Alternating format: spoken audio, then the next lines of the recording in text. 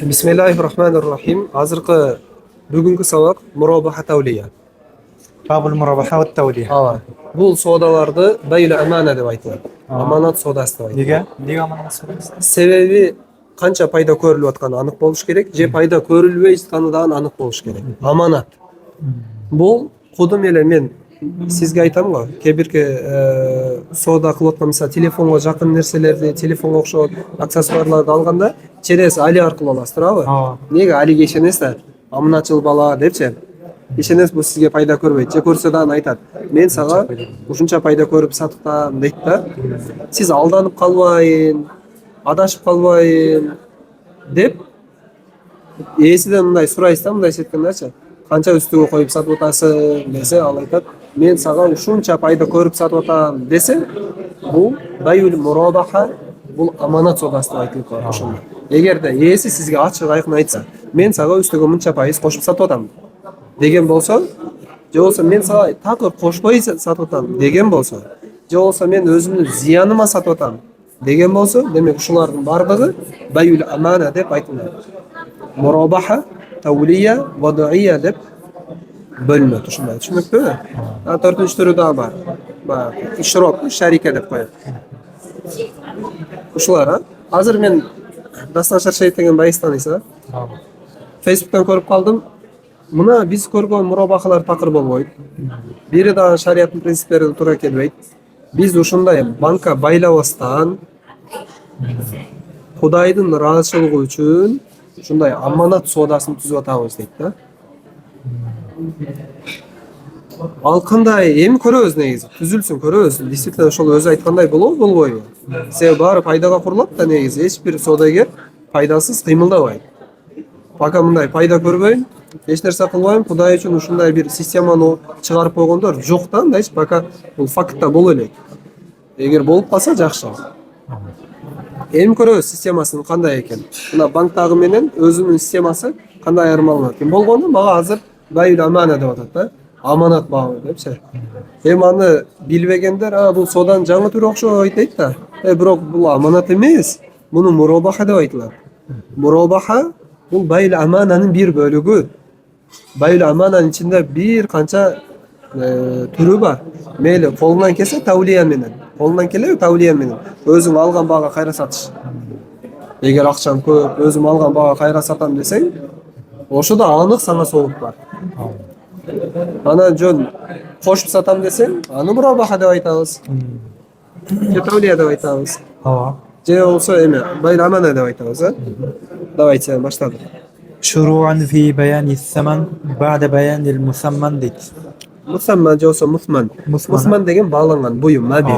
Biz o'shuga chayin mabi bunday bo'lish kerak, mabi ma'lum bo'lish kerak, mabi yani maqdura taslim bo'lish kerak, mabi to'g'risida bayonlarda aytib o'tdik-da. Mabi o'z qanday bo'lish kerak deganda, al to'g'risida aytib o'tdik. Emi biroq saman to'g'risida aytilyapti-da.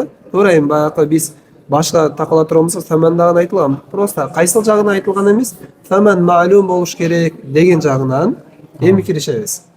Bu ma'lum neda bo'lish kerak desa, murobahada bo'lish kerak. Bayil amanada bo'lish kerak. Tushunibdimi? المرابحة مصدر رابح وشرعا نقل ما ملكه بالعقد الأول بالثمن الأول ولو حكما كالقيمة وعبر به لأنه الغالب مع زيادة ربح. Demek tarif aniqlamaga kelsak, murobaha degan ne desa, bu masdar. Robaha, fa'ala deganning masdari, mufaala vaznida. Tushunibdimi? Shar'iy ma'nosi qanday desa, naql, o'tkaruv. Va malakahu bi aqdil awwal bi thamanil awwal. Mana birinchi kelishimda men buni qanchaga oldim? 15 so'mga. 15 so'mga oldim. Ushul kelishimdagi 15 so'mga olyapman. Bu thamanil awwal. 15 so'mga oldim. O'shuni 30 so'm qilib o'tkarsam, birinchi kelishimga, birinchi aqchaga ustiga ribh qo'shib o'tkarsam, o'shuni foyda ko'rib o'tkarsam murobaha deb qo'yamiz. Ko'rdingizmi? Naqlu o'tkaruv nima desa, bo'lgan narsasini o'tkaruv. Qancha bo'ldi? Birinchi kelishimda, birinchi aqchaga. Ma ziyadatu ribhina пайда кошуп өткөрүүнү мурабаха деп айтабыз. Валау хукман дейт. Мейли бул хукман болсо деле. Яны хукман эмнени айтабыз де? Өзү саманга биз айтып атпайбызбы? Мынабу экөөбүздүн ортобузда келишимди саман деп айтабыз. Ушунчага берем деген тасмияны. Саман болбосочу, анда кыймат менен болсочу, аны саман деп айтпайбыз да, аны бил кыйма деп айтабыз. Кыйма мына сүрөтү кандай? Сиз менин кулумду тартып алдыңыз да. Кулду тартып алдыңыз. Ошол кулдун өзүн мага кайтарып беришиңиз керекпи? Милдетти негизи айныл максупту. Максут болгон нерсени өзүн кайтарып берүү гасип адамга. Бул милдеттүү, туурабы? Бирок кул качып кетти колуңуздан. Демек ким төлөйт аны? Гасип төлөйбү? Гасип төлөйт. Кантип төлөйт эми кулдун баасын? Саман менен. Кантип саман менен? Экөөбүздүн ортосунда келишим жок да. Только кыймат менен, базардагы баасы менен төлөйт. Кыймат менен төлөйт. Базардагы баасы менен төлөдүңүз мага. Төлөгөндөн кийин жанакы адам качып кеткен кул сизге кайра кайтып келди да. Сиз ага болуп кала бересиз да. Сиз акчасын кыймат менен төлөдүңүз. Эми сиз ага кыймат менен болсоңуз деле, аны сиз айтасыз, мен мынанын акчасын ушунча төлөдүм. Мисалы үчүн 1000 сом төлөдүм. Эми үстүгө 100 сом кошуп сатам десеңиз дагы боло берет. Кээде ошону хукман деп айтабыз, хукман бил кыйма деп. Кыймат менен болдуң ага.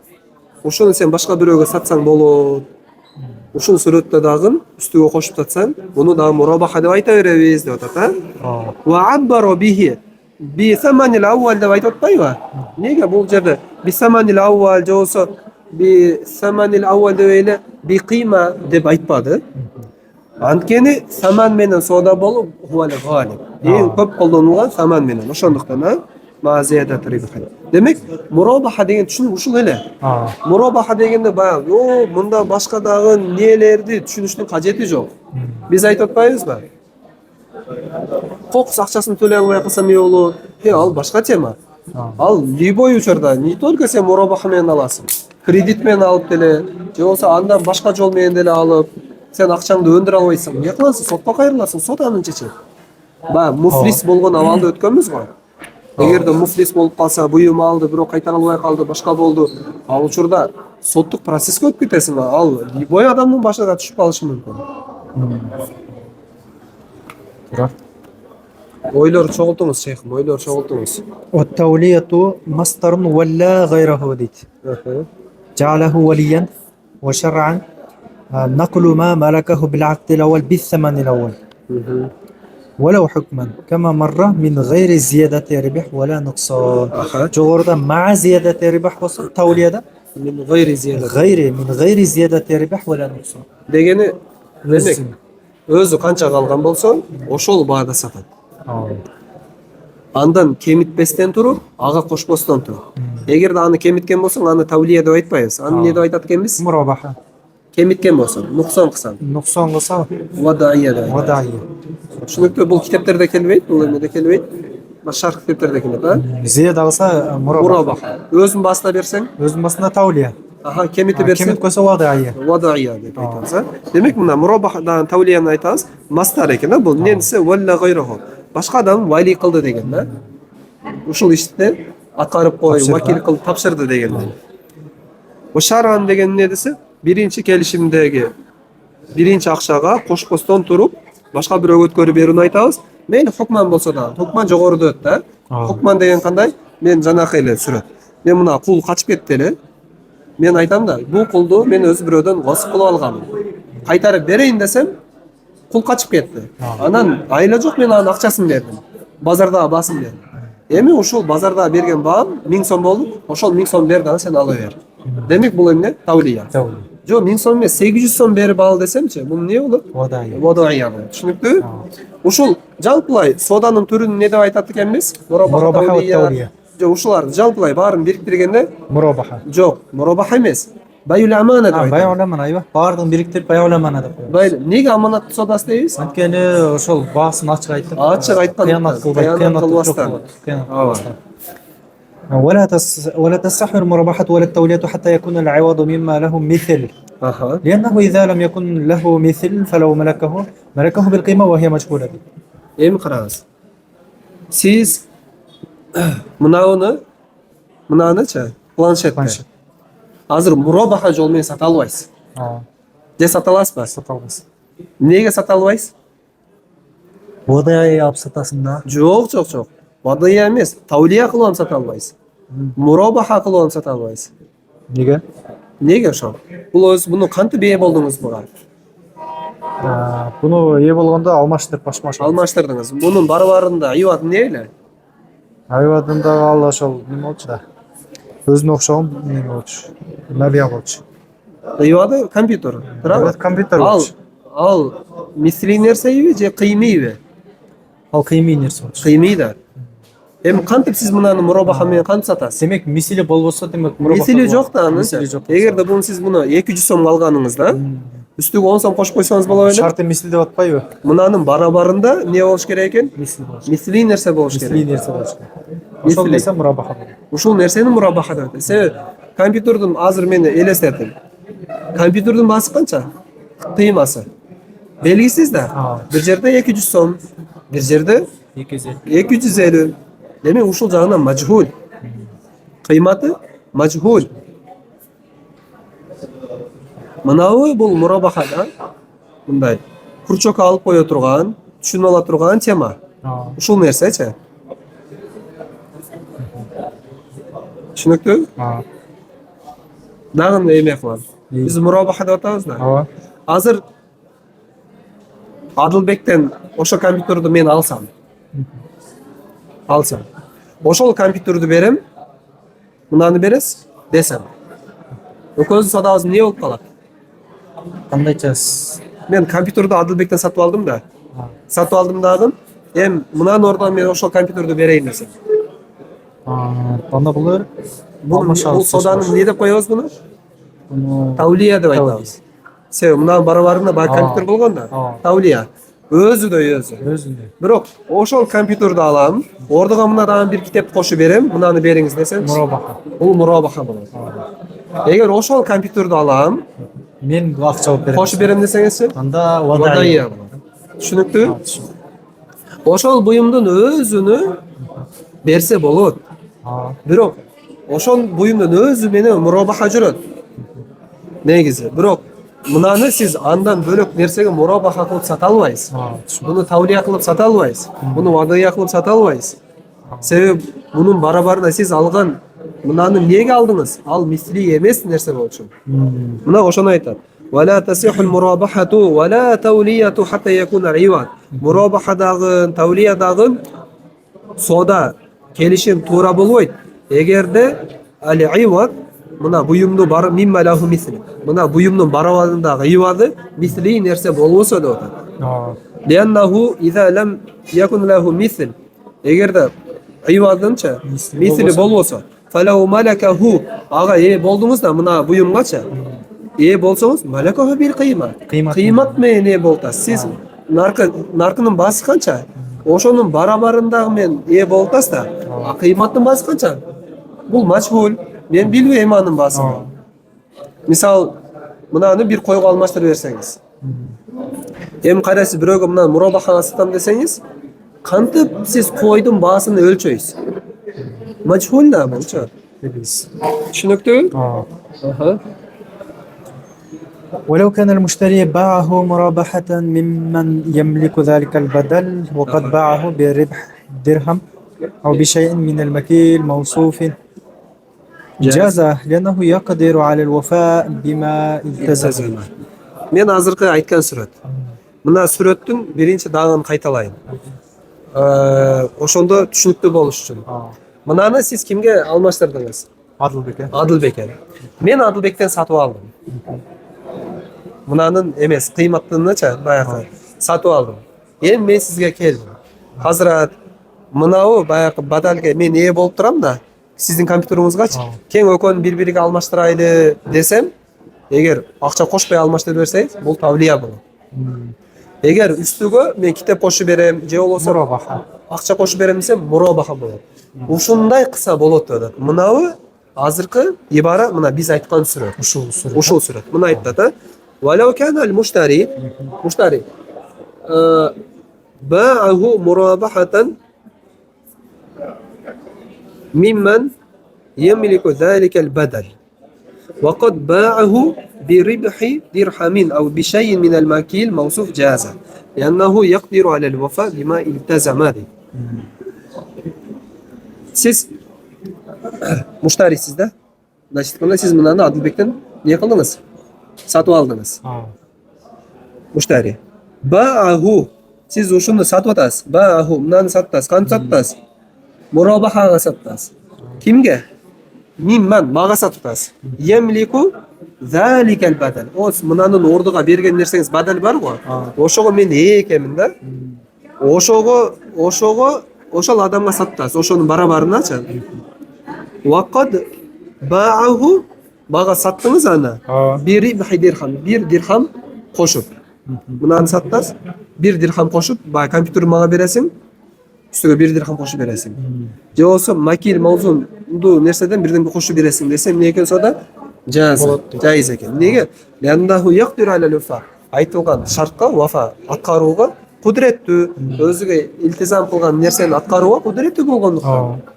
Мурабаха деп айтып атабызбы? Демек ошол мурабахага аткарууга кудуретибиз жетип атат. Боло берет. Түшүнүктүүбү? ويجوز أن يضيف إلى رأس المال أجرة القصار والصباغ والطراز والطراز بالكسر ديت عالم الثوب والفتل وأجرة حمل الطعام لأن العرف جار بإلحاق هذه الأشياء برأس المال في عادة التجار ولأن كل ما يزيد في المبيع أو في قيمته يلحق به. Aha. Эми бизге эң бул жерде маселени түшүнүүдө кайсыл нерселерди биз мабийге кошобуз? Үрфкө ташталат. Үрп адаттачы. Үрп адатта мынаны Кытайдан сатып алсаңыз, сиз барып келген жол кирелер, общий чагы берип бир $10 ушуга бөлүп коесузбу? Буга дагы кандай кызматтар кошулат? Сиз барып келгенде гостиницада жаткандарыңыз дагы кошулуп кетеби? Үстүгө ушул буюмдун үстүгө кошуп сатылабы? Кыскасы, мынау үрп адатка ташталган нерсе. Үрп адатка ташталган нерсе. Адатта содагерлер мындай кылат. Кийим саткандарчы, мынау товар Кытайда 100 сомдон алат. Анан бул барып келген жол кирасыны, бардыгыны, ошол жерде жүргөн расходторуну жалпылай буга үстүгө чагып коет да, келип түшкөнгө чейинчи. Ал канчага десе 10 сом деп, же болсо 5 сом деп ар бир буюмга чагып коет. Ушунчадан айланып калат экен дейт дагы, бөлүп берет. Мына ушул соода кылганы туура эле болот. Бирок үрп адатка ташталат дедик, а? Кээде мына кийим 1 жыл сакталып калат контейнердечи. 1 жыл сакталса, 1 жыл арендасын төлөй бересиң. Өзү мындай акылга салсаң, 1 жыл төлөй бергенде мына көбөйүп кетиш керек эле да. Бирок содагерлер мынтип эсептебейт. Бул эсепти кошпойт. Например, бир контейнерди жалпылай арендага аласың. Анын ар бир жери арендага бөлсөң, мисалы үчүн мына жерге ар бир буюмга 10 сомдон түшүп келет экен да. Бул күнү 10 сомдон түшүп келип атып, ай сайын бул бир кийимиң 300 сом, 400 сомго баланып калыш керек негизи. Бирок содагерлер аны антип эсептебейт. Бул айткан нерселерди кошпойт. Демек, кайсыл нерсени кошот, кайсыл нерсени кошпойт, үрп адатка ташталат. А мынабы китептеги азыркы айтылып жаткан нерселер булар болгону мисалдар. Анан иллатын айтат, иллатыга көңүл бурабыз. Демек, росул малга, акчага эмне кошулат десе, кыссар, мына кыскартуучу дейбизби, сабак, боёгуч дейбизби, ошолордун неси? Ужуросу, ватиррос, билкасыр, аламысал. Мындай кийимге өзүнчө эле бир белгилерди кылып берет экен да. Илгеричи, валфатил, ужуроту хамлит таам, анан карго, азыркы тил менен айтканда. Кыргызстандан Кытайдан Кыргызстанга алып келе турган жол кирелер. Карго. Ушулардын бардыгы кийимге эмне болот экен? Кошулат экен, а? Неге? Лианнал урфа жарин билхак хали ашия би расил мал фи адати туджар. Тажирлердин адатында расил малга ошол нерселерди кошот дейт. Түшүнүктүү? Түшүнүктүү. Ошол нерселерди кошот. Эми караңыз, мынабу бул азыркы бул эреже жогорудагы айтылгандардын баарын камтып алат. Лианна куллама язид фил маби, мабиге кошулган нерселердин бардыгы, мисалы алам кошулуп атат, тирос, сабба кошулуп атат, собук өзүнчө боелуп атат. Мабиге уже язид кошулуп атат. Же болбосо кыйматка кошулуп атат. Кыйматка кошулган нерселер Кытайдан Кыргызстанга алып келип койгонуңда, демек мынанын баасы уже кошулду. Кытайдагы баа бөлөк, Кыргызстандагы баа бөлөк, Себеби ортосунда жол кирелер бар, кызматтар бар. Юлхак бихи. Демек ушулардын бардыгы Ошого кирип кетет. Росул Малга биз кошо беребиз. Түшүнүктүү. هذا هو الأصل ديت وما عددناه بهذه الصفة لأن الصبغة وأخواته يزيد في العين والحمل يزيد في القيمة إذ القيمة تختلف باختلاف المكان. Демек мынабы لأن كل ما يزيد في المبيع في القيمة يلحق به дегени ошол يلحق به эмне мабин өзүгө кошулат. Расул Малга саманга кошулат турган нерсе. Ошол асыл болду, Вама ададнаху. Эми биз жогоруда санап чыкканыбыз тирос, фатил, ва уджратул хамл, таам дегендерибиз мына биз айткан сыпаттар, мына биз айткан ушулар сыпаттар болгонучу. Ошол сыпаттар биз айткан эреженин ичиге кошулуп кетет. Ушул айтылган сыпаттар. Собуктун жана шериктери айынга кошулат. Айында ушу көйү буюмга. Хамил болсо кыйматка кошулат. Кытайдан бияка алып келгенде уже басы өсөт да. Анткени кыйма бул ар кандай болот? Макандын, орундун алмашчысы менен. Кытайдагы баа бөлөк, бияктагы баа бөлөк. Мен Жолса нефттерчи. ушуну түшүнсө болот да. Кытай менен Кытайдан алып жатасың, Кытай менен Кыргызстандын айырмачылыгы бар да. Же мындай түшүнсө болот. Мисалы үчүн Кытайдан Кыргызстанга алып келсең, аралык бизге жакын болот. Ошо жараша кичине арзан болушу мүмкүн, а Кытайдан мына Иордания алып келсең, Аралыгыбыз эми бөлөк-бөлөк болот. Ошол мисалы үчүн мынабы баа Кытайдагы баасы өзү 5 сом. Кыргызстанга келип түшүшү менен ортодо эмне хамил болду да 7 сомго айланып калды. Ушинтип айтсаң болот да. Бул мына мабиге эч нерсе кошулбады. Болгону мынага кетирилген кызматтар мынанын кыйматыны, баасыны көтөрүп койду. жакшы ошондо бөлүп коюптур да мыналарда. Кайсысы кыйматка кошулат, кайсысы айынга кошулат деген да. Айынга кошулганы кандай ошондо? Собуктар. Собуктар Көйүп кетет го, мисалы үчүн эме кылсаң. Сиздин мүлкүңүз кошулуп атат да. мүлкүн кошулган үчүн баасы да көтөрүлөт да. Баасы көтөрүлөт серого. Мисалы бул айынга кошулганы. Айынга кошулду дегенде только кошулду эмес. Кээде кыскартасың, кызматтар болот да. Кээде бар бирдемке тигип атасың. Же болбосо аны боеп коюп атасың, кошулуп атат да айынын өзүнө. Чоңоюрган. жакшы. ولكن يقول قام علي بكذا ولا يقول اشتريته بكذا كي لا يكون كذبا. Демек, мага ушунчага айланды деп айтат. Мен ушунчага сатып алдым деп айтпайт. Сен ушунчага сатып алдым дей турган болсоң, Алып айткан болот. Алып айткан болот. Сен анча сатып албадың. Сага ушунчага айланып калды. Жалпылай сен өзү 5 сомго алдың, бирок сенин жол кираң төлөп, өзүң баарыңды келди, башка болду. Ошолорду баарыны тиги мабиге кошконуңда ушунчага айланып калат экен. Ошонча айланды деп коюш керек да. Силер мен мынчага алгам деп тура берет да. Мейли. ولكن يقول ذلك وسوق الغنم بمنزلة الحمل دي بخلاف أجرة الراعي وكراء بيت الحفظ لأنه لا يزيد في العين ولا القيمة. Караңыз, койлоруңузду бирөө айдап келип берди да. Бир кой алдыңыз деди, коюңузду айдап келип берди. Илгери азыркыдай машина болгон эмес. Болсо машинага салып келеби, же болсо бир адамды жалдадыңыз, коюмду айдап кел депчи. Ошол айдап келген адамдын акысын дагы бергениңизде ал кыйматка кошулуп калат. Түшүнүктүү? Ал кыйматка кошулат. Бихилаф уджратура. Бирок эмегечи койчуманга акча төлөсөңүзчү. Же негиз койчуманга акча төлөө, же болбосо ошол койлорду, же болбосо буюмдарды склад алып бир жерде сактоо адамдар ошол коротулган акчаларга эч качан кошкон эмес экен да. Үрп адат кошкон эмес экен. Кудум эле азыр айтып атпаймынбы? Дордойдо буюмдар жылдап жатып калат. Ошол буюмдар сакталгандыгы үчүн акча төлөнөт. Бирок жылдап жатып калгандарды мынага кошпойт да баасынычы.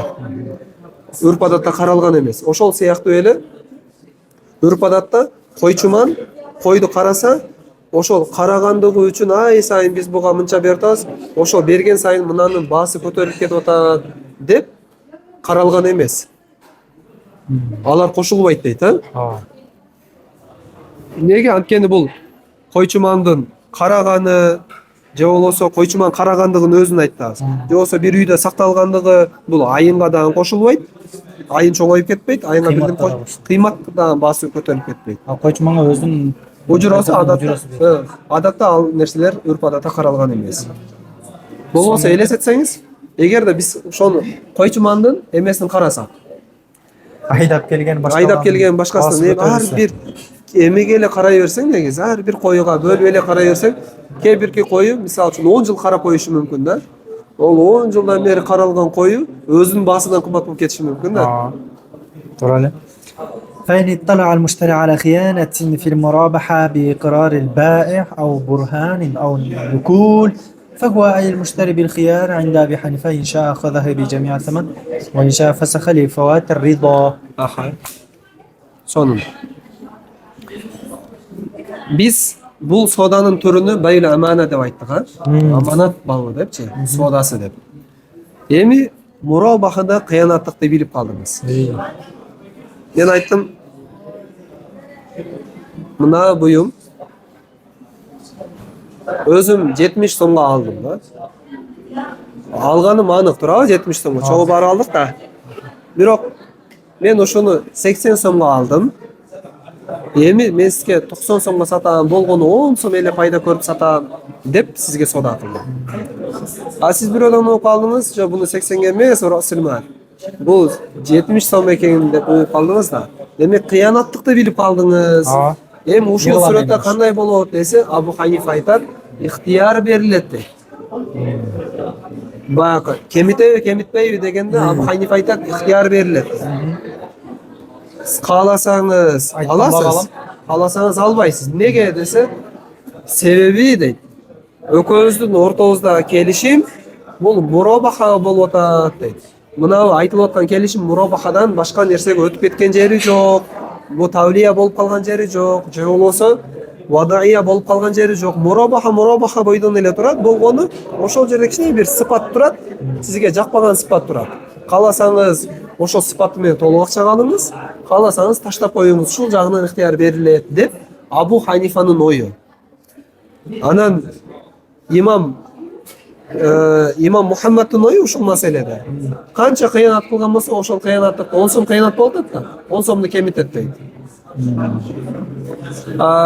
Абу Юсуфтун да ою кемитет дейт. Бирок анын кемитүүсү башкачараак. Анын кемитүүсү башкачараак. Негизи төмөндө келет. Кемитүүсүчү. Ошол жерде өтөйлү. Караңыз. Фаитала al-mushtari ala khiyana fil murabahati. Mushtari кыянатты билип калды мурабаха содасында. Кантип билип калды? Кандай жолдор менен билди? Бая айтты, икрар кылды. Негизи алдап койдум эле деп, Же болбосо алып Далил менен билип калды. Далил алып келди да, сен алдапсың деп, Же болбосо не болду? Баш тартты. Неден? Касам ичсе, мен сага ишенбейчтим. 70 сомго алганым. Касам ичсе, чындап эле ушу бага алдым деп касам ичсе, жок деп баш тартып койду да. Ушул учурларда муштариге ыктыяр берилет. Абу Ханифада. Кааласа толук акча алат, кааласа кайтарып берет. Неге?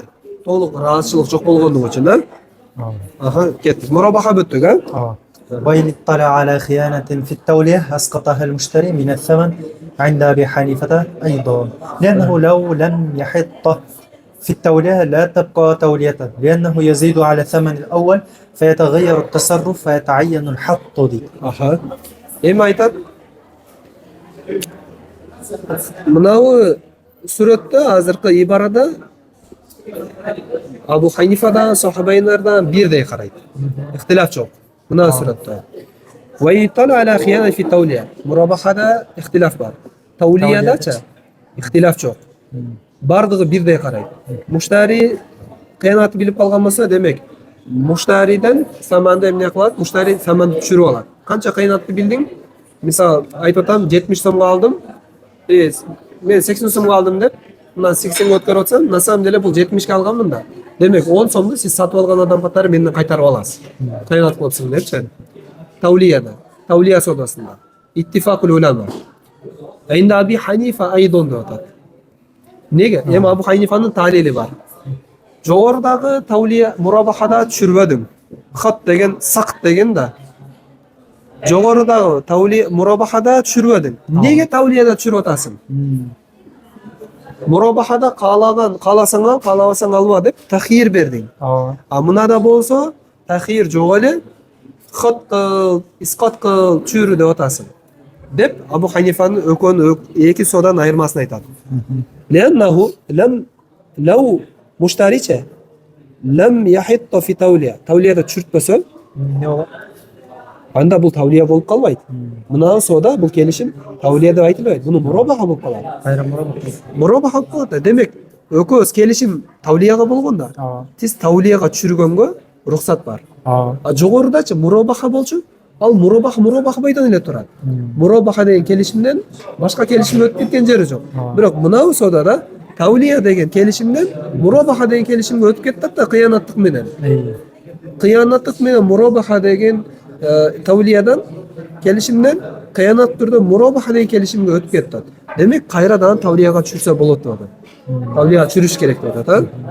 Яннаху язиду аля саманил аввал. Анткени биринчи содага бай кошпой атабы?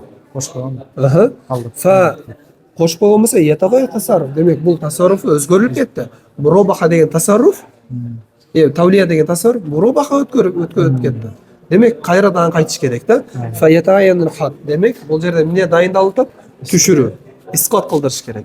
Искот кылдырганыңда кайра бул тавлияга кайтат. То есть ошондо бул мисалы үчүн мынаны тавлия кыларда баягы эмне кылып атат, өзү 50 эле сомго алган экен, бирок бул мен 100 сомго алгам деп сатып аткан болсо 50ке түшүрүп коет ошол эле. Болду. Чегилме ойлор жайда эмес. Жаман чарчап атам шилес, жаман чарчап атам. Негедир чарчап атам. Ойлор жайда эмес. Мындай эме просто эме кылым. Чарчабаң мындай. Бул кыргызча болуп аткан сабактар еще бул канча жолу өттүк мына темалардычы. Мындай бир эме бар, бир оору бар. Билесизби? Кийин түшүнүп алам деген. Жок, андай оору жок, просто чарчап. Жок, жалпылай элде ошондой оору бар. Баягы эле балдар айтып атам эле, жаман чарчап атам депчи. Өлө чарчап атам деп атам. О фильм мурабахати. Мен просто мындай ойлоп калдым да. Мына сабак кылып атабыз го. Мен сизди билем да, баягы булар өткөнбөз эме кылып меске карап эле сабак эме өтүп атабыз да. Анан мына сабактарды уже мен бираз атайын кененирээк түшүнүрөөк болсун деп мисалдар менен кайра айтып атам. Түшүнүктүү болсун, кайра кийин сабакты угуп жүрбөсүн, сабактын өзү да түшүнүп алсын депчи. Даже мындан да кенен кылсак болот. Мындан кенен сүйлөсөк болот. Жакшы эле негизи. Нормально эле түшүнүктүү эле кетип атат негизи.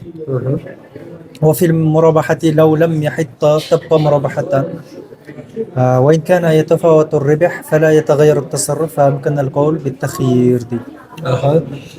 Мурабахадачы لو لم يحط эгерде аны түшүрбөсө дагы, туурабы? Бул Абу Ханифанын эмеси да. Тапка мурабахада, ал мурабаха бойдон кала берет.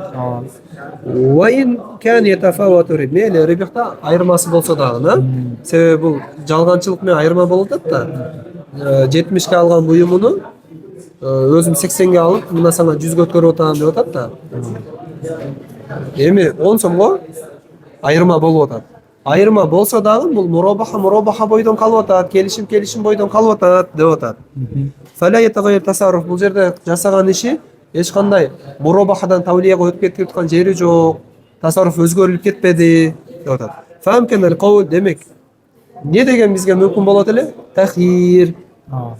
Каалоо. Не десе, как будто сен каалаган сыпат жок болгондугу үчүн сага эме ыктыяр берилет деген сөздү айтыш керек болду. فلو هلك قبل أن يرده أو حدث فيه ما يمنع الفسخ يلزمه جميع الثمن في الروايات الظاهرة دي. Эми мурабахадан эмнени билип калдык? Кыянатты билип калдыкпы? Abu Hanife aytты, ixtiyor beriladi dedi, ha? Qalasың az, qalasың alбайсың. Бирок буюмуң халак болуп кетсечи, анда маселе кандай болот? Ошондо деле баягы хат кыласың, хат кылбайсың деген маселелер каралабы десе, жок, андай эмес дейт, а? Мынаны кайтарып берүүдөн алдын мынау буюм халак болуп кетсе, же болсо фасх кылайын десең, сенде ушундай бир эме болуп калды, фасх кылуу мүмкүн болбой калды да. Айып кирип калды, же бирөөгө сатып бердим. Ушул сыяктуу фасх кылууну тосо турган нерсе болуп калды да. Анда эмне болот десе, мынаны сен канчага алган болсоң, ошонун баасын бересиң. Хат кылуу уже жок. Аха. فقال أبي يوسف يحط فيهما لأن الأصل كونه تولية ومرابحة ولهذا تنعقد بقوله وليتك بالثمن الأول أو بيعتك مرابحة على الثمن الأول. إذا كان معلوما فلا بد من البناء على الأول وذلك بالحق غير أنه يحط في التولية قدر الخيانة من رأس المال وفي المرابحة منه ومن الربح. Эми Abi Yusuf айтат, кыянатты тавлияда билдиңби, түшүрөсүң. Мурабахада билдиңби, түшүрөсүң дейт. Тавлияда бардыгы окшош, түшүнүктүү. Бирок Abi Yusufтун мурабахада түшүргөн сүрөтү бөлөкчө. Ал пайданы процент менен көрөт. Пайданы процент менен көрөт. Мисал мындай дейт да. Кыянатты деп айтайын. Кыянатты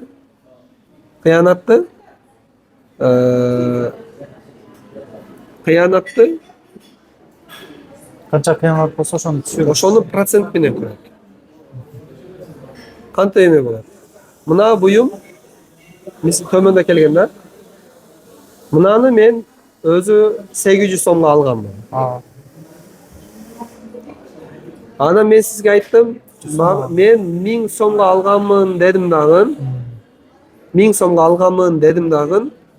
Сизге 1500ге саткам. Мен 500 сом үстүгө пайда көрүп саттым депчи.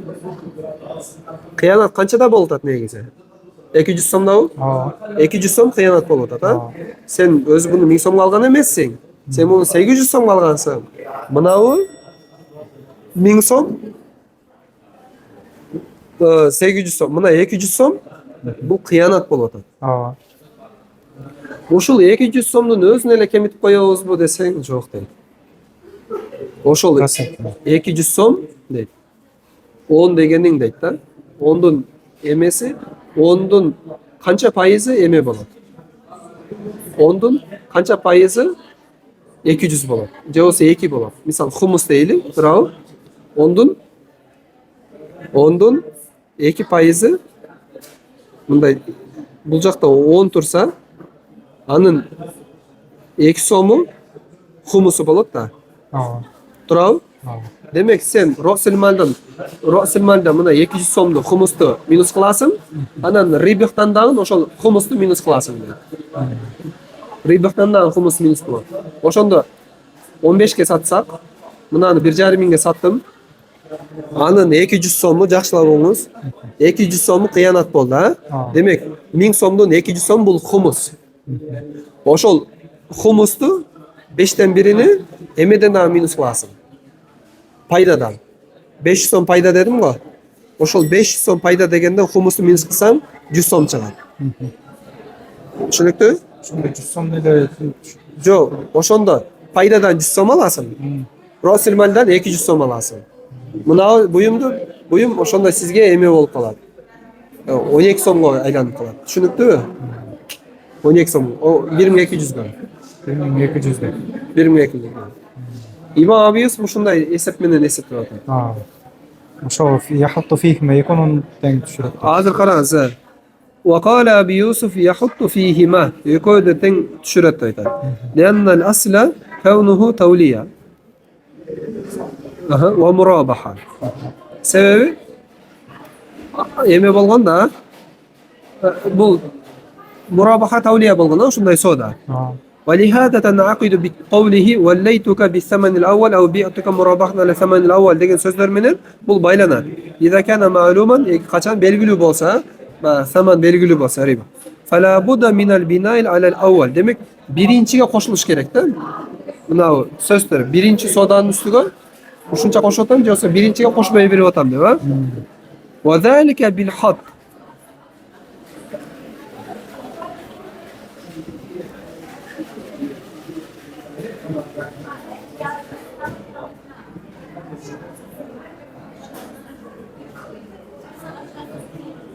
Demek ошол канча деп айтылып аткан болсо, бинача ошончо болуш керек. Тавлия кылдыңбы? Демек тавлия болуш керек. Мурабаха кылдыңбы? Мурабаха болуш керек. Кандай айтылган шарттар менен, а? Эми ошол айтылган шарттар эмелер кандай болот десе, качан сен ага хат кылсаң, аны түшүрсөң, ошондо бул мурабаха болот чыныгы. Ошондо бул чыныгы эмне болот? Биз каалаган максат кылган тавлия болот, а? Эми гайра аннаху бирок дейт да, яхуту фи тавлия кадр ал-хиян мин ра'с al-mal. Ра'с al-malдан берилген акчадан эле канча кыянаттык болду, ошону түшүрүп коёт. Ва фил мурабахада десе, мурабахада минху мина ра'с al-mal, яхуту мин ра'с al-mal ва мина риба. Ра'с al-malдан да түшүрөт. Анан рибахтан да түшүрөт, а? Азыр айтканым. Экөө да тең түшүрөт. وقال محمد لا يحط فيهما لأن الاعتبار للتسمية لكونه معلوما والتولية والمرابحة ترويج وترغيب فيكون وصفا مرغوبا فيه كوصف السلامة فيتخير بفواته. Aha. İmam Muhammed aytат, İmam Muhammed biz жогоруда айтып атпыз, а? Тавлияда да, мурабахада бардыгынын иттифакын депчи, көрсө İmam Muhammed да андай эмес экен. İmam Muhammed да эмне дейт? La yahuttu fihima. Экөө да тең түшпөйт, мурабаха болсун, тавлия болсун түшүрүп бербейт дейт, а? Лианна лиатибар литасмия. Биз этибарга алган нерсебиз канча саттасын? Тасмия канчага болду? Ошону этибарга алабыз дейт. Ликаунихи маалум. Тасмия бул белгилүү болду да. Ва тавлия мураб эми бул тавлия мурабаха деп айтылып атканы дейт, а? Бул жөн эле тарвиж ва таргиб, адамдарды кызыктырыш үчүн. Адамдар маркетинг үчүн деп атат, да? Маркетинг үчүн болот дейт. Фаякуну wasfa marghuban. Demek bul tavliya, murabaha деген нерсеси бул васф болуп атат. Кызыктыра турган васф болуп атат. Кандай эле? Ке васф салам, мынабы вообще айыптан таза деп сатасың го дейт. Ошол сыяктуу эле болуп атат дейт. Фаятахайяр, демек бирок тахир берилет. Би фаватихи, баякы саламаттык жок болсо, каршы айып чыгып калып башка болду, ыктыяр берилет го. Эми мынабыда да ыктыяр берилет ошол менен, да? Демек ошол менен биз мурабаха тавлия деген тема жабылат. Мурабаха тавлия ушул эле. Ооба. Мындай караңыз, мурабаха менен тавлиянын жалпылай ушул окуганыбыз бир катар эме музакара кылгайлы. Демек, булар мурабаха тавлия вадая дей турган болсок, анын жалпылай айтканда байул амана дейбиз. Аманат соодасы дейбиз, а? Аманат эмнеге? Саман Malum болуш, рибах малум болуш керек. Рибах малум болуш керек. Демек, үстүгө кошуп сатсаң аны мурабаха дейбиз. Кошпой өзүндө алсаң тавлия дейбиз. Кемитип сатсаң вадая дейбиз. Эгер кыянаттар билинип калса, Абу Ханифада мурабахада эмне дейбиз? Кемитпейбиз дейбиз Абу Ханифада. Имам Абу Юсуфта мурабаханын өзүндө келген калса, мурабаханын өзүндө кемитпейбиз, ыктыяр берилет. Демек, ушул жерден İmam Muhammed менен Абу Ханифа экөө окшош эле, ыктыяр берилет дейбиз. Мурабахада. Кыянат болуп калса, Абу Юсуф айтат, кемитебиз дейт, мурабахада. Эмнеден десе, Расул Малдан да кемитебиз, ана рибахтан да кемитебиз дейт, а? Тавлияга келели. Тавлияга келе турган болсоң, Абу Ханифада дагы, Абу Юсуфта дагы эмне болот? Кемитилет. İmam Muhammed'da bolsa kemitelbeyt. İhtiyar berilет. Demek uşul жалпылай мурабаханын сүрөтү ушул. Байул амананын сүрөтү ушул. Өтө берели. Мына жалпы бүтүрүп коелу. Hukmul bay bayul mabi qabla qabdihi. Колго албай туруп, бирөөгө сата аласыңбы? Сата албайсың. Эмне товарды колго албай туруп? Ооба, бирөөгө сатсаң. Анткени ал товарды өткөрүп беришиң керек да сен. Халак болуп кетиши мүмкүнбү? Халак болуп кетиши мүмкүн. Демек, Кытайдан товарым келип атат. Пока колуңа тиелек, ошол товарды сатсаң болбойт. Балким жолдо келип чөгүп кетет, же машина күйүп кетет. Halak болып кетті. Halak болып кетсе, біз айтылған саудадан жалпы жоққа шығып кетеді ғой. Демек, қолыңдағы жоқ товар сата албайсың. Қашан қолға алғаннан кейін сатасың. Бұлар емелер, да? Қимылсыз мүліктерді. Ошондай. ومن اشترى شيئا مما ينقل ويحول لم يجوز له بيعه حتى يقبضه لأن فيه غرر انفساخ العقد على اعتبار الهلاك هذا تفسير Ала. Қайсы бір адам бірден бір бұйым алды. Ал қандай десе, бір жерден екінші жерге өте тұрған екен да, юнқол, юхавал бір элемания, бір жерден екінші жерге орын алмаша тұрған ушундай бұйым екен. Лам яджуз лаху, сатып алған адамға жайыз емес, байуху, ушул нәрсені сатып беру. Қачан десе, аны мен қолыма алғанға чейин. Қолға алғанға чейин сатып бергенге жайыз емес. Себеби бар. Негиз пайгамбарыбыз саллаллаху алейхи айткан, ошол қолга алмайынча сатпа деген нахи бар негизи. Эми ал нахинин иллаты кандай десе, бул мындай деп атат да. Лянна фихи анкен ушундай содада. Горорул инфисахул акд. Акд фасих болуп кетүү деген коркунучу бар, белгисиздик бар, ушундай коркунуч бар. Неге десе аля итибар халак. Халак болуп кеткен сүрөттө. Халак болуп кеткен сүрөт болсо, акд эмне болуп кетет? Фасих болуп кетет да. Демек ушунду сатсаң болбойт дейт, а?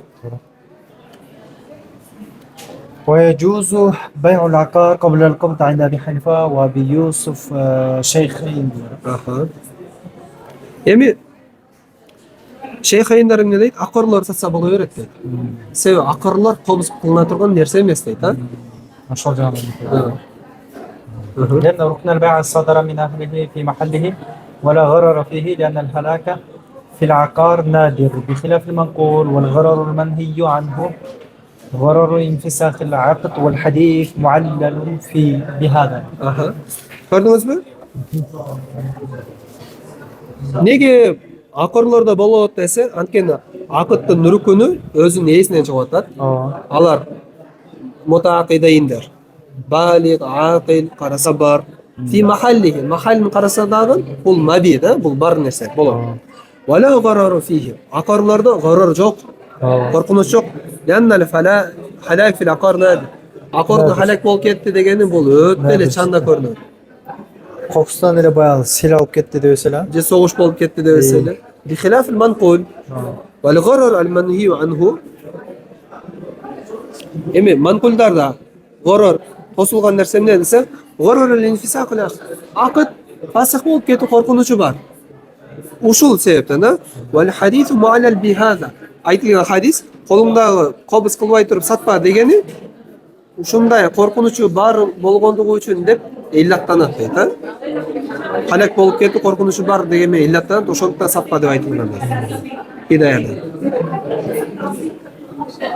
وقال محمد لا يجوز رجوعا إلى إطلاق الحديث واعتبارا بالمنقول ديت. İmam Muhammed айтат, жалпылай, акыр болсун, وقتملا манкул болсун болбойт дейт. Неге таянып, неге кайтып десе, хадис мутлак айтылган. Манкул нерсени сатсаңар боло берет, болбойт, акырды сатсаңар боло берет деп хадис антып, тамиз кылып ажыраткан бөлгөн эмес дейт, а?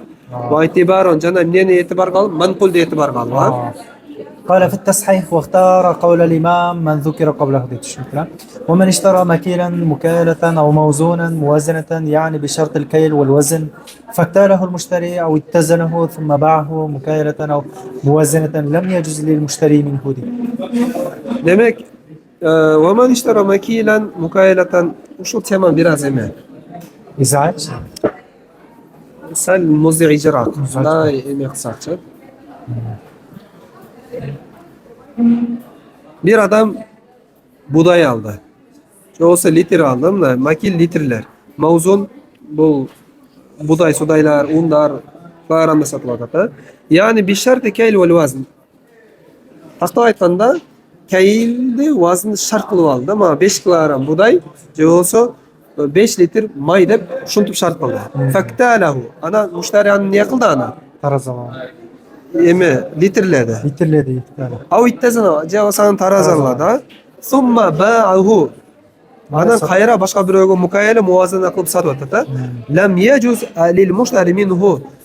Emi andan satıp algan adamça suratını aytayım. Siz 10 kilogram buğday aldınız. аны тартып алдыңыз. Башка бирөөгө сатып атасыз. Муштари санигечи сатып атасыз. Ошо 5 килограммды. Муштари сани бул менмин деп турайын. Мен сиз башка бирөөдөн алдыңыз. Мен сизден алып атам. Муштари алып атам. Сиз аны тартып башка кылдыңыз. Лам яжи лил муштари минху. Ай, лил муштари сани минал муштари лавал. Сизден сатып алган адам катары мага дейт. Мага рухсат болбой жайыз эмес дейт да. Не десе ан ябиаху, мен аны сатуум башка бирөөгө. Вала якула, же ошол буюмдан, товардан, жанакы будайдан мен жеуим жайыз эмес. Качанга хатта юаитал кейла вал вазн. Кайрадан мен аны тартып өзүмдүн таразам менен. Же өзүмдүн өлчөм менен өлчөп көрмөйүнчө дейт. Неге десе, лихтимали зиядат ал-машрут. Анткени биз айтылып аткан 5 килограмм деген шарт, 5 литр деген шарттарга ашыкча кошумча кошулуп кетиши мүмкүн. Вазалика, ал кошумча кимдики болот? Сиздики болот ал. Ва тасарруф фи малил гайр. Башка бирөөнүн мүлкүнө тасарруф кылып коюу, бул эмне дейт? Арам дейт. Фаяджибу тахарзанху. Ошондой арамдан сакталыш керек дейт. بخلاف ما إذا باعه مجازفة لأن الزيادة له. Мужазафачы примерно болжолдоп, ал эгер шуну турушу мынча десеңчи, болу берет. Зияда кимдики мужазафада? Мужазафада зияда кимдики? Муштариники. Кеде ушундай бир түшүнүктөр бар да. Жалпылай элдечи. Жаштыгыдан бул адамдык фактор, ата-энем, бир туугандарым мынтип өзү үйрөтпөйт, же досуңдан мынтип айтпайт. Эч ким антип үйрөтпөйт да, бирок адамдык жагынан ушундай түшүнүп аласың да. Издачыдан адашса, же бирдемке кошуп берип койсоң, мен не кылды, мен эч нерсе кылбадым го, мен урдабадым го деген түшүнүк бар. Мени карасаңыз, Сизди каратам. башка каратасыз. Сизди каратам. Ошондой түшүнүк бар. Билесизби? Мисалы үчүн, бир адам байкуш издачыдан адашып калышы мүмкүн. Же болбосо бир буюму кошулуп кетип калышы мүмкүн. Сен ошол жерде мен не кылдым, мен урдабадым, өзү берип койду го дейсиң да. Деп өзүңдү өзүң жибитесиң. Кайтарып бербейчи? А негизи на самом деле сен кайтарып беришиң керек. Ал адашып сенга өткөрүп берген болсо, сен анын буюмуга ээ болуп калдың деген сөз эмес. Билесизби, ушундай нерсе барбы? Өз көзүм менен көргөм, даже сдачын көбүрөөк кайтарып 200 сом кайтарыш керек, 400 сом кайтарып коюптур дейт да. Я апарып бериш керек десем, ойлойм, ошо бирөөнү алдаганда ошончо Кудай эмесе мага адаш берип алды Даже дейт. бул окуп жүргөн адамдардын арасында болушу мүмкүн дажечи, болчу. Биз эмне кылайлы, бизде эмне кетти депчи. Мынакей бирөөнүн керек болсо сен сатып алган буюмуңду кайрадан текшер деп атат. Неге десе, наркынын мүлкү сага адашып өтүп кетпесин. Арам болот деп атат. Ошон үчүн баягы акчаны бергенде, сдач бергенде сдачты санап ал дейт го. Кээде сдачты өзүндөй берем деп атып акча берип алышы да мүмкүн. Ооба да. Худду ошондой. ويكفي كيله من البائع بحضرة المشتري بعد البيع لا قبله дейт. Эми караңыз, бул жерде айтабыз да, муштари деп тынбай эле муштарини айтабыз да. Муштари ошол өзүнүн таразасы менен тартып алыш керек, башка кылыш керек да. Бирок барсаңыз байиске өлчөп берип атат да. Ошол жетиштүү десе жетиштүү. Кайрадан сиз өзүңүздүккө эме кылып жүрбөйсүз бул сүрөттөчү. Ошол содадан кийин кылып берип атат да. Содадан кийин тартып берип атат да. Тартып берип аткан болсо, ошол жетиштүү болот. Содадан алдын мен тартып койдум эмес. Сиз жаныңызда сода болду. Демек мындан 5 килограмм бөлүп бер десе, көзүңүзчө 5 килограммды бөлүп берип атат. Демек ушул сода эмне? Жайыз боло берет. Жесең жайыз, иштетсең жайыз. Эме эмес. Кайрадан сен өзүң тартып жүрбөйсүң деп атат да. فلو كيل بحضرة الرجل فشراه فباعه قبل كيله لم يجوز وإن اكتاله الثاني لعدم كيل الأول فلم يكن قابضا. Ушул маселе бар, а? Бир кишинин алдында эме болду. Сиз тартып алып эме болду, тартып алдыңыз. Кайылденди да, тартып алдыңыз. Анан сиз аны сатып алдыңыз. Фабааху qabla kaylihi.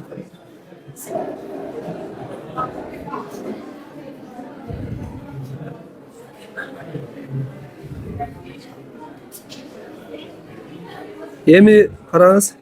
Фабааху qabla kaylihi. Сатып алып туруп, сиз аны сатып атасыз. Кайылдабай туруп элечи. Аякка таянып эле. Ушуну эмне дейт? Лам яжуз. Ушуну саткан жайыз эмес.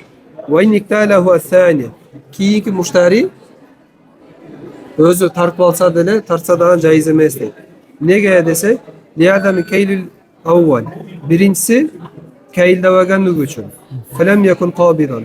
Bu nez buyumda özü qabit qilgan, biroq qabit qilsa dag'ın bu qabit qilmaganday bo'lib o'tadi deydi. Ушул именно ушул сүрөттүн эми. Muzayç şu. Muzayç. Буга чейинкилер түшүнүктүү эле болдубу? Aa. Buna qarang. Falaw kiyla bi hadrati rajulin.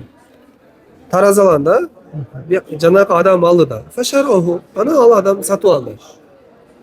Anı sattı, özü niye kılıçtan aldın? Tartkandan. Özü tartpay turup satып atады da.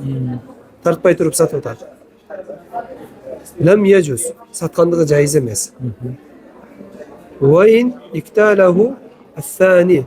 Meyli özden kiyinki başka adam anı ne tartып algan bolsa da. As-sani eme ol mushtari sani da. Nege dese birincisi kayilda vagandığı üçün. Felem yekun qabida.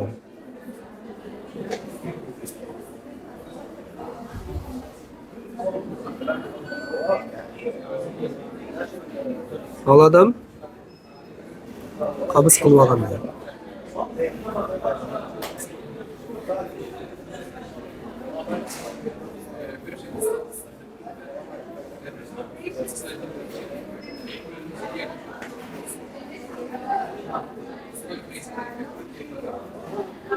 Adham Asimi ne dep bir.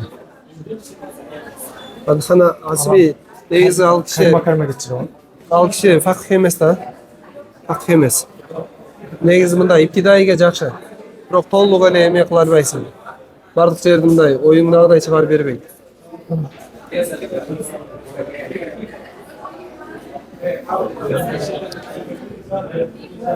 Al fakih emas, vaiz bolup başlanır. Vaid.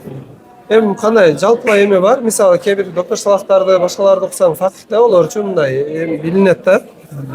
Аны ал жакшы чыгарып берет, жакшы эме кылып берет. Бирок чыкпай калган жерлери ham бар да.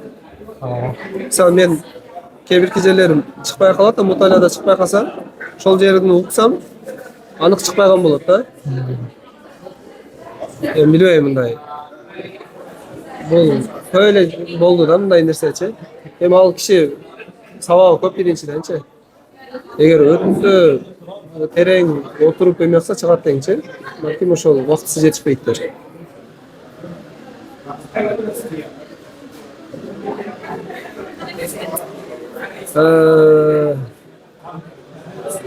Demek budan kelip çıgatçı.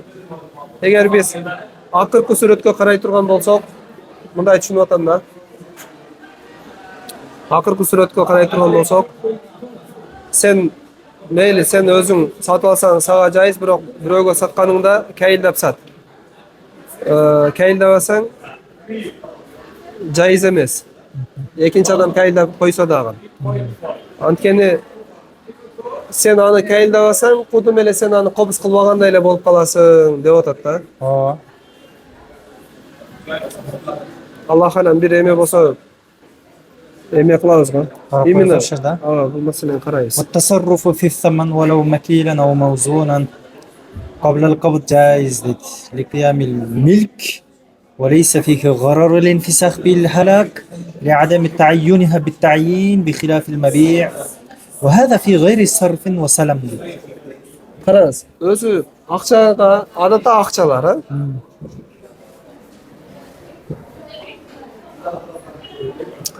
Mınavı meseleçe tetayyanu bit-tayin ve tetayyanu bil-qabd yoksa yathbutu fi zimma degan meseleler bu mında ile görüngen menen zaril temalardan. Akçalar moynunda sıpat ilinет. Sen 200 so'm qarısın, qanday gana 200 so'm berbegin, oşonda 200 so'm berişin керек деген moynunda zimmayı bolot. Бирок буюм сатып алсам, ошол буюмдун өзү болот. Например, мындай буюмдар, любапта 1000 та любап турат да. Мен любап алдым десең, Арасынан бирөөсүн тайын кылышың керек. Мен мына любапты алдым деп. Арасынан бирөөнү бөлүп ажыратып койгонуң, ушул татайын битайын деп койгон. Аны кобуз кылышың шарт эмес. Акчачы. Акчалар Тайын биттен. жок.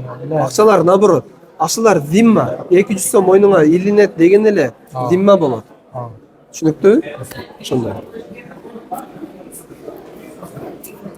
Акчалар моюнга илинбейт. Эми акчалар сыпат деп көрөбүз да. Ушунча сом сыпат деп айтабыз. Бул жерде акчаны иштетсе болобу десе, акчаны иштетсе болот. Колго алыштан алдын. Бирок буюмду иштетсе болбойт дедик, буюмду сатып берсе болбойт дедик. Мисалы үчүн мен айттым, мына 200 сомду мага беришиңиз керек да, мага эмес, фаланчага берип коюңчу десем, кобуз кылбай туруп эле, боло берет. Түшүнүктүүбү? Ошону айтат. Мейли бул макил болсун, маузун болсун. Кээде мисалы айтам да, мынаңыз мага жагып калды, келиңиз ушуну мага бериң, мына мабини. Мен ордуга 10 килограмм асал берейин. Болобу ошондой сода? Болуп атат да, турабы? 10 килограмм асал берейин, 5 килограмм мындай асал берейин десең боло берет. Булардын бардыгы асал пасалдарчы. Саман катары жүрөт дагы. Ошол асалды мага эмес, мынага берип кой десеңиз боло берет да. Мынаны биз максут мабини мынаны көрөбүз. Тигини болсо биз саман катары көрөбүз. 10 килограмм ак асалы, ошол ак асалды мынага берип коюңуз деп башка бирөөгө сиз 10 килограммды колго алганга чейин башка бирөөгө бердиртип койсоңуз боло берет. Ошону айтат да. Мейли бул саман макил болсун, маузун болсун. Макилге кайсы мисал? 10 килограмм 10 литр асал.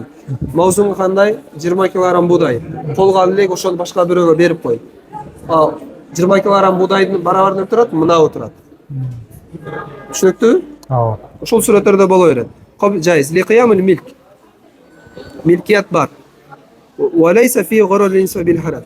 10 килограмм асал жок болуп кетсе, мисал, башка 10 килограмм бар да. Же болбосо бул мындай айтайын, асал пасал дейин, 1000 сомдон халак болуп кетсе, андай 1000 сомдон толтура. 1000 сом бар. Бул 1000 сом халак болуп кеткен менен башка 1000 сом берип койсоң боло берет. Турабы? Тура. Ли адами тайину битайн. 1000 сомдор бул акчалар тайин менен дайындалбайт.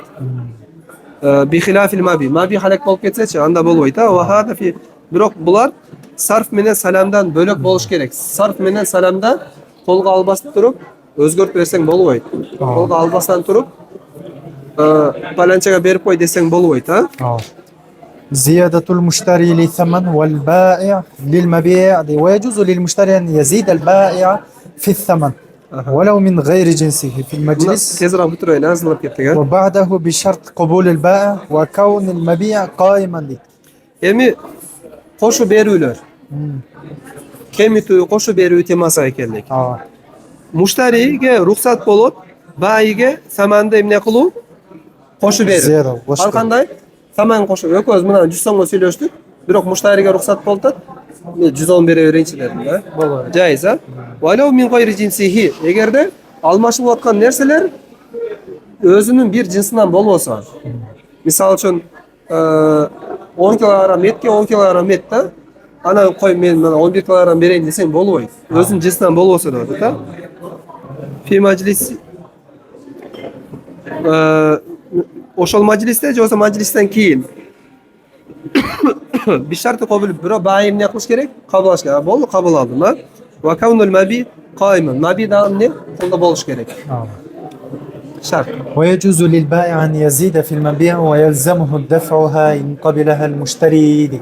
Oşöyle uçurda bayiga da ruhsat bolup öz mesela 10 kilogram et bermede 100 som barabar. Bирок мына 11 kilogram et деп кошуп койсо боло берет, Ошол 11 килограммды берүү милдет болот, муштари эгерде болду кабыл алдым деген болсо. Эми бул түшүнүктүү эле го, эмнеге айтып атат эми муну кошуп берсе боло берет деп. Түшүнүктүү эле. Бирок мына кошуп бергендиги бул хадия болуп эсептелинеби, же болбосо бул баягы маби болуп эле эсептелинеби? Мындай айтканда 11 өз мындай эсеп мындай болуп атат. 10 килограмм эт 100 сомго сатылып атат да. Мына 10 килограмм барабарында 100 сом турат.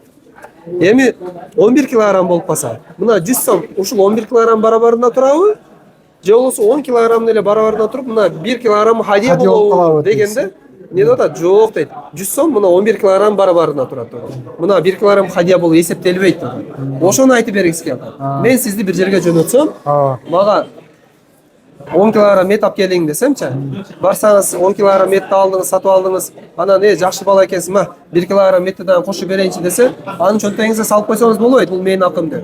Бул мына еттин өзү кошулуп кирип кетет, ошону айткысы келип атат. Ух ты, вообще дерзкий болду. Ошондой анан кээ бирөөлөр Себеби бул сизге берилип аткан хадия деп эсептесек, эмненин себебинен келип атат? Мына ет алган себебинен сизге кошуп берип атат да. Түшүнүктүүбү? Бул сода көп, бул соданын түрү көп. Азыр Дордойго барсаң, Дордойдо өткөндө баягы айттым го, кээ бирки алымдар ушуга фатва берип койгон. Сүйлөшөт. Анан байырлер да, кызмат кылаталарчы.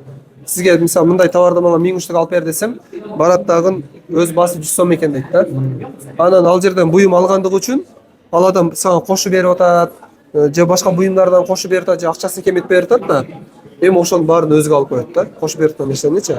Неге десе, бул мына мага берип атат. Бул сага берип атат. Неге берип атат? Мына буюмду алгандыгың үчүн. Эртең мен мына буюмду баарын кайтарып берсем, бербейт. сен дагы мына сен алгандарың кошуп кайтарып беришиңе туура келет. ترى ويجوز له أيضا أن يحط من الثمن ولو بعد قبضه وهلاك المبيع يقال. Эми бай ошол эле учурда акчаны кемитсе болот да. Мен сага мынчага саттым эле, бирок мейли мына халак болуп кетсе дагы, же болсо бул кобуз болгондон кийин дагы 100 сомго саттым да. 100 сом эмес, 50 сом бере бер десе болобу? Бай халак болуп кетсе дагы, же болсо колдо болсо дагы боло берет деп атат да. Кемиткенге рухсат деп атат. ويتعلق الاستحقاق بجميع ذلك. Көрдүңүзбү? Эми истихкок, укуктуулук ушунун баарына барабар болот. Мынабы бир буюмду мен сизге 100 сомго саттым эле, кой ордо дагы ушундай буюмду кошуп берип атсам, истихкок, укуктуулук мына 100 сомдун барабарына экөө турат. 50 сом 50 сом менен. Мына өзү эле барабарына туруп, ана калган бирөөсү хадия болуп эсептелинбейт. Ошону айтат. Ва ятааллакул истихкок би жами залик деп атат. Яннаха талтахику би аслилак, акыттын өзүгө жабышып атат да. Ва инда суфар хиба деп атат. Ин кабада сахат ва илля батала. Хибаны баягы кабыд менен толук болот го. Кабыз болсо болду, болбосо батыл болуп кетти. تسجيل ثمن الحال ومن باع بثمن حال ثم أجله أجلا معلوما أو مجهولا جهالة متقاربة كالحصات والدياس ونحو ذلك كما مر وقبل المديون صار ثمن مؤجلا. Özü ta'jil, ajal. Mönötber kimnin hukuku negizi? Hukuk kimde özü? Kimin kolunda? Bayide, turabı? Bayinin hukuku. Oşonun kolunda. Siz geldiniz, uşunday bir aydan keyin akçaсын bersen bolobу dediniz. Ruhsat soratasiz. Men kalasam davay deyim, bolosu jok deyim. Demek sahip kim eken? Esi. Ta'jildin esi bayi eken da. Şunu esnep turaylı ha. Bir adam, ben aytım halga sattım da, mına kança satasın? 50 dinarga. 50 dinarga halga satıldı.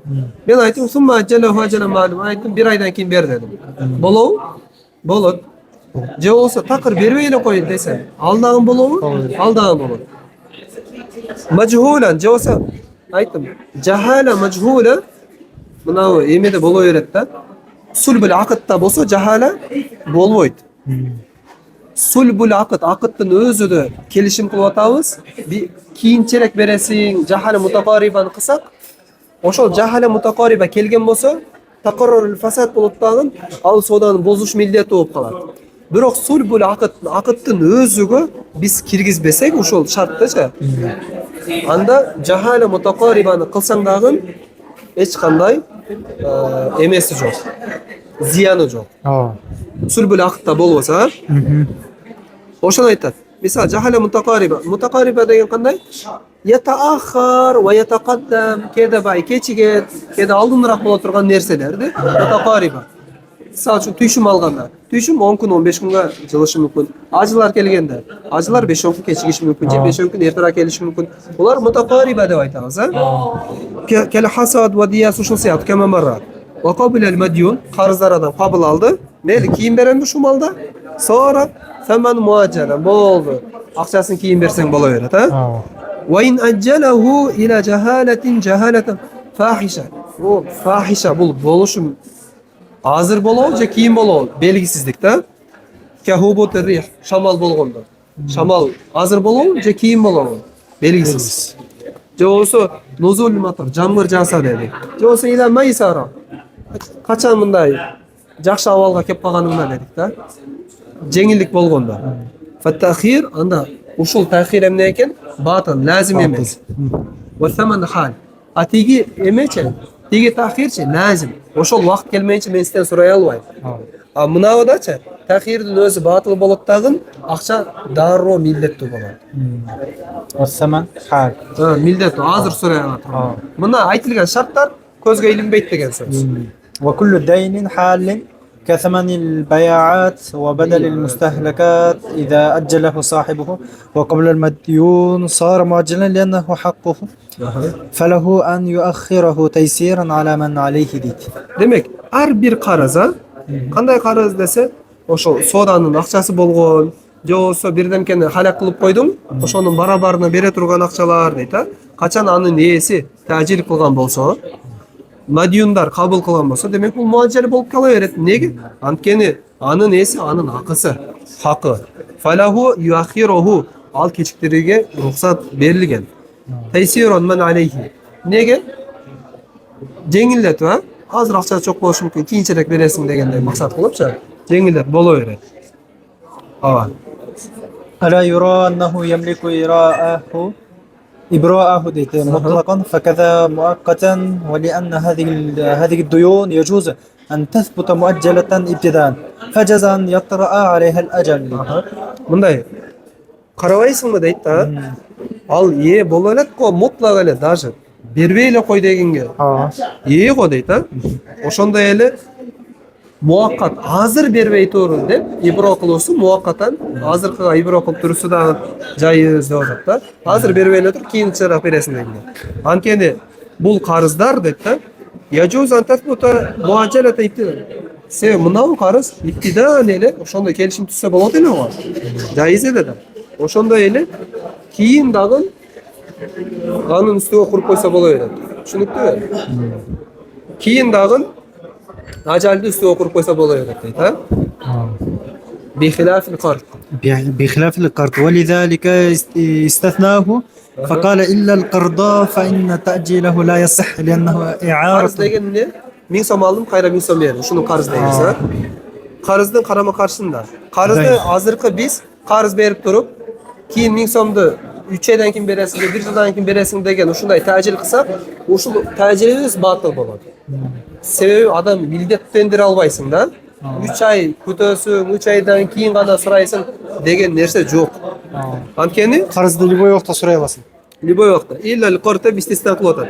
Fa inna tajil la yasa li'annahu qarızды эмне дедик бул? Яро дедик да.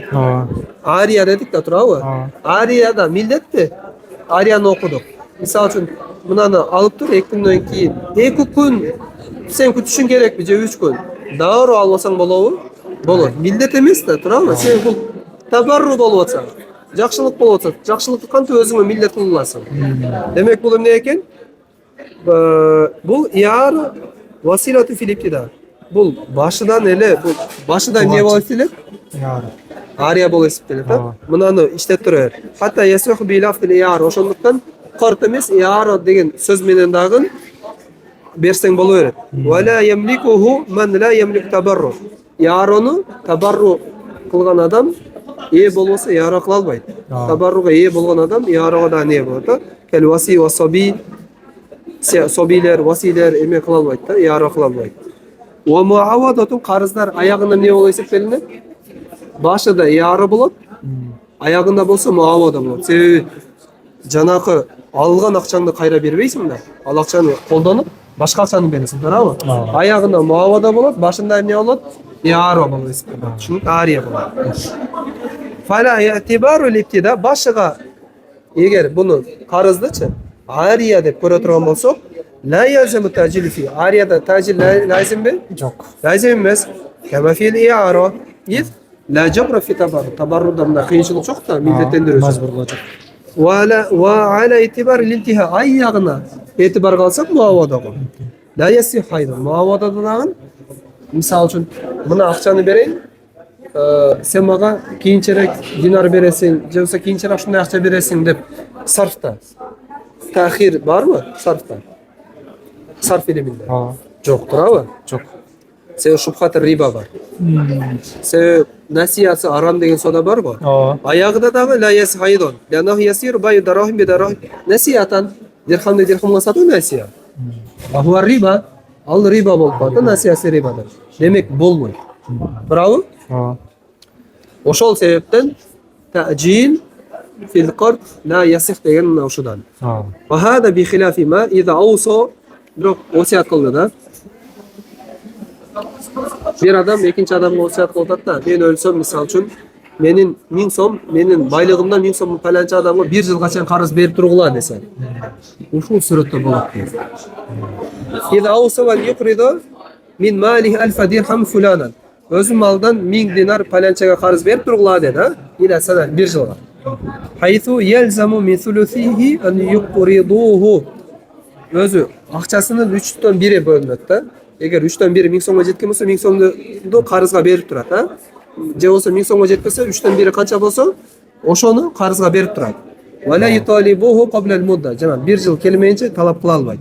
Yanahu vasiyatun bi tabarru bol jerdemne vasiya boltat tabarruga. Bi manzilet vasiya bil xidma ve sukna qudum elep mına o 1 yıl sende hizmet kılıp bersin, yoksa 1 yıl uşul uyda yaşap dursun degen siyahtı öyle. Feyelzamu haqqan lil musi mına o musinin akısı. Lazım bola öyle. Yani uşul suratda bolup